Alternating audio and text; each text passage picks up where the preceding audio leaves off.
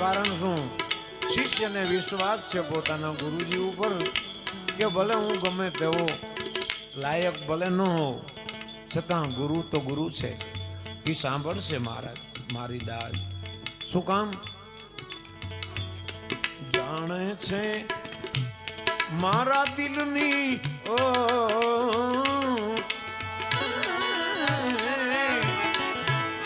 એ તો જાણે છે મારા દિલની, જાણે છે